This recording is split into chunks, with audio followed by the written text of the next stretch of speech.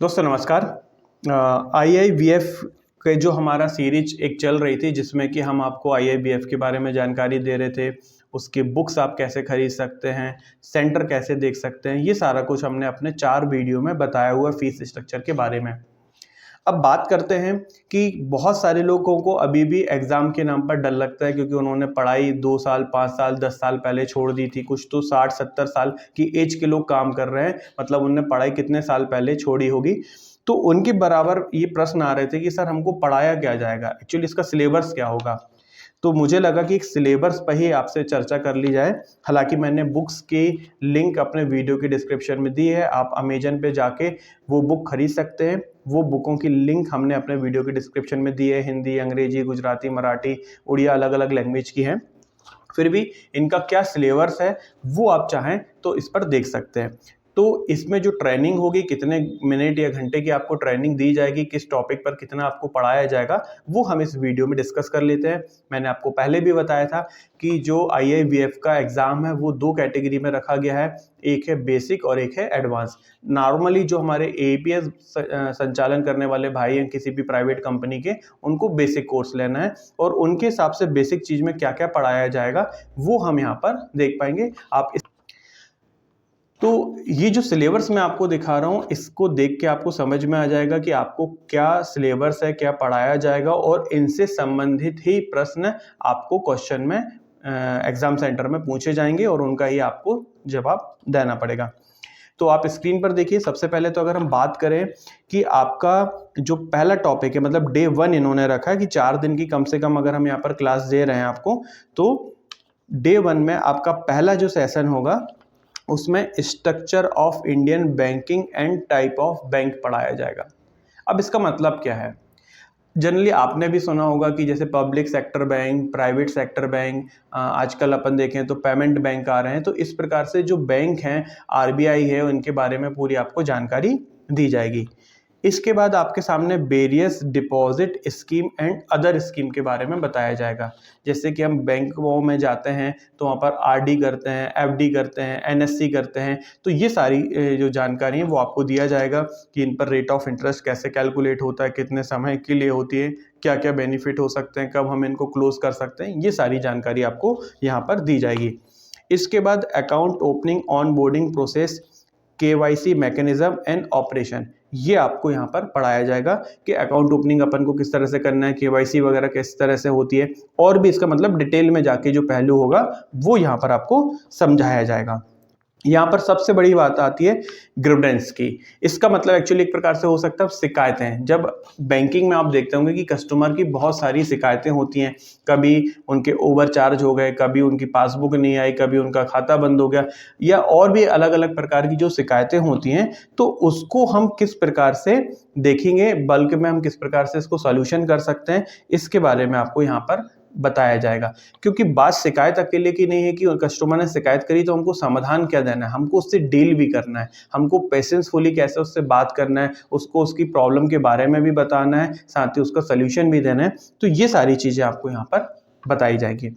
अब बात करेंगे जब दूसरा दिन आपका आएगा सिलेबस का, तो यहाँ पर आपको प्रिंसिपल कुछ बताए जाएंगे जो इंक्लूसिव बैंकिंग कहलाएगा, फाइनेंशियल इंक्लूजन जिसको हम बोलते हैं, कियोस्क बैंकिंग वगैरह बोलते हैं। तो अब यहाँ पर जो कियोस्क बैंकिंग का कॉन्सेप्ट चालू हुआ था 2014 में, जब नरेंद्र मोदी जी ने जनधन योजना चालू की थी, उसके पहले जब कांग्रेस की गवर्नमेंट थी उस समय इसको फाइनेंशियल इंक्लूजन करके लॉन्च किया गया था, लेकिन उस समय ये उतना प्रचार प्रसार नहीं हुआ था। लेकिन मोदी गवर्नमेंट आने के बाद जनधन योजना के नाम से हम सब आप इसको जानते हैं। तो इसमें BC-BF मॉडल मैंने आपको बताया था। BC मतलब होता है बिजनेस करस्पॉन्डेंट, BF मतलब होता है बिजनेस फैसिलिटेटर। तो इन सब के मॉडल के बारे में आपको यहाँ पर बताया जाएगा। फिर रिस्क और फ्रॉड मैनेजमेंट हम कैसे करेंगे, मतलब कि हम फ्रॉड से कैसे बचेंगे, हमको क्या क्या रिस्क यहाँ पर हो सकता है, ये सारी जानकारी आपको यहाँ पे दी जाएगी। एक चीज और है जिसकी जानकारी कियोस्क भाइयों को तो रहती है, सामान्यतः APS संचालकों को नहीं रहती है, वो होता है प्रधानमंत्री जनधन योजना के अंतर्गत जो कुछ स्कीम है बीमे वाली, जैसे प्रधानमंत्री जीवन ज्योति बीमा योजना है, APY है, अटल पेंशन योजना है, तो इनकी जानकारी आपको दी जाएगी। अच्छा, दिन तो मैं आपको यहाँ पर बता ही रहा हूँ, साथ ही आप ड्यूरेशन का एक कॉलन है कि कितने मिनट की वो पढ़ाई आपको वहाँ पे कराई जाएगी। तीसरा दिन आपका जो होगा वहाँ पर आपको बेसिक टेक्निकल, जैसे अगर हम बात करें कि अभी भी हम यूज़ करते हैं, फिंगरप्रिंट हमारी डिवाइस होती है, माइक्रो एटीएम वगैरह होता है, तो इन सब के बारे में आपको यहाँ पर बताया जाएगा।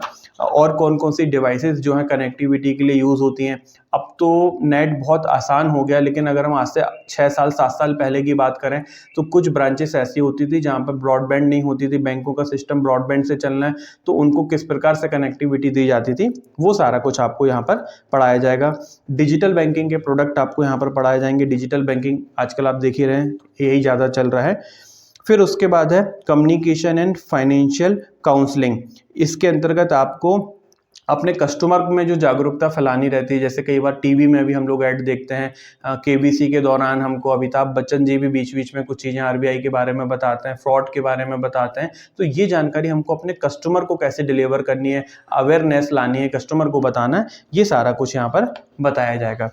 लास्ट डे जो आपका यहाँ पर रहेगा, चौथा दिन रहेगा, यहाँ पर आएगा how to deal with different type of customer. Customer के साथ हमको कैसे डील करनी है, चाहे वो शिकायत के संबंध में हो, चाहे आप अपने प्रोडक्ट सेलिंग के बारे में बात करें, या आपको कोई लोन का आप काम कर रहे हैं, होम लोन उसको दिलाना चाहते हैं, बाइक लोन दिलाना चाहते हैं, गोल्ड लोन दिलाना चाहते हैं, तो ये सब यहाँ पर डील करने के बारे में है कि आप कैसे व्यक्ति को समझोगे, कैसे उसके बारे में जानोगे कि उसकी एक्चुअल ज़रूरत क्या है। हो सकता है कि वो आपके पास पर्सनल लोन के लिए है, लेकिन आप उसको समझाओगे कि नहीं यार, पर्सनल लोन से तो बेटर गोल्ड लोन है, आपको यहाँ पर ये फ़ायदा हो सकता है। तो ये चीज़ें आपको यहाँ पर देखने को मिलेंगी। उसके बाद है कि डिपॉजिट फॉर्म की फिलिंग कैसे की जाती है। आप अक्सर देखते होंगे ब्रांच में बहुत सारे कस्टमर ऐसे मिलते हैं जो पैसा निकालने जमा करने जाते हैं तो उनसे फॉर्म भरते भी नहीं बनता है, और वो किसी ना किसी को ढूंढते हैं कि भाई फॉर्म भर दीजिए। तो ये चीज़ आपको भी सिखाई जाएगी, क्योंकि मुझे उम्मीद है कि हमारे जो एई संचालक भी होंगे, बहुत सारे उनको भी ये चीज़ नहीं पता होगी, कई बार उनको भी संकोच होता है कि यार ये फॉर्म हमको भरना कैसा है। तो ये यहाँ पर आपको सिखाया जाएगा। उसके बाद है digital banking operational hand holding of hand held devices. अब आपने को याद होगा, अभी हम लोग जो बैंकिंग यहाँ पर कर रहे हैं, या तो वो लैपटॉप बायोमेट्रिक के माध्यम से कर रहे हैं या मोबाइल बायोमेट्रिक के माध्यम से कर रहे हैं, लेकिन हैंड हेल्ड का मतलब क्या होता है, आपने एक डिवाइस देखी होगी जिसमें ऑल इन वन रहता है, उसमें फिंगर लगाने का भी रहता है, एटीएम कार्ड लगाने का भी होता है, उसी से प्रिंट आउट भी निकल जाता है। तो इसके बारे में आपको यहाँ पर जानकारी दी जाएगी। चूंकि इसको हाथ में लेके आप पूरा काम करेंगे, इसलिए इसको हैंडेड कहा जाता है, कि आप हाथ में पकड़ के ही यहाँ पर बैंकिंग कर सकते हैं। और उसके बाद आपका एक छोटा सा मॉक टेस्ट होगा, ताकि आपको यहाँ पर समझ में आए कि हमको किस प्रकार से टेस्ट देना पड़ेगा। तो मुझे लगता है कि ये जो जानकारी है आपका थोड़ा सा डर कम कर देगी कि हमको किस प्रकार से पढ़ाई करनी है, क्या हमारे क्वेश्चन आएंगे पेपर में। और जैसा कि मैं बता चुका हूँ कि या तो आप ये ट्रेनिंग ले ही ले, दूसरा जो ऑनलाइन बुक भी आ रही है अंग्रेजी हिंदी में, वो भी आप वहाँ से परचेस कर सकते हैं। वीडियो के डिस्क्रिप्शन में हमने लिंक दी है। साथ ही और कोई आगे अगर आपके सवाल बनते हैं तो आप वीडियो के डिस्क्रिप्शन में जाके कमेंट कर सकते हैं। वीडियो देखने के लिए बहुत बहुत धन्यवाद दोस्तों। आपका दिन शुभ हो। वंदे मातरम। जय हिंद।